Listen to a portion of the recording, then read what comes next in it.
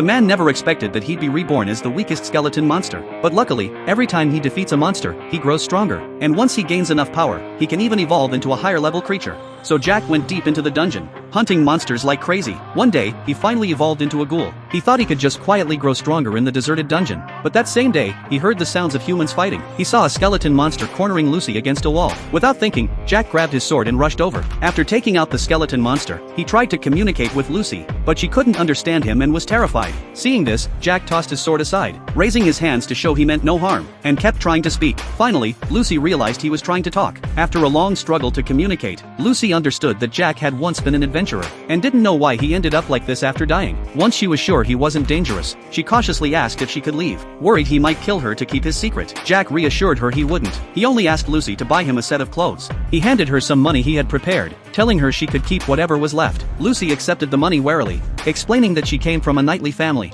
and would return to repay his life-saving favor. Then she turned and left. While waiting for Lucy to come back, Jack stayed on guard near the dungeon entrance, hunting monsters so he could notice immediately if she went to the Adventurers Guild for help. After evolving into a ghoul, Jack noticed all his stats were much higher than when he was human. Even if Lucy did bring people to hunt him, he could escape with ease. Soon, Lucy returned to the dungeon with a big bag. She noticed that Jack was speaking much more smoothly now. While she was out buying clothes, he had practiced speaking, so although his voice was still hoarse, it was almost human. Jack put on the new clothes, and now he looked almost human, though his skull face was still obvious. Lucy had expected this and had brought a mask, but when Jack tried to put it on, something went wrong. The mask seemed to stick to him, and he couldn't remove it. Lucy panicked, because all the other clothes were from proper shops recommended by the guild, but this mask was bought cheaply from a street stall. She had checked it at the time and found no curse. Jack immediately realized what had happened. This was a cursed item that only activates when worn. Ignoring Lucy's shocked look, he tried releasing holy energy only a cleric could use. Even so, the mask wouldn't come off, because his holy energy wasn't strong enough to fully lift the curse.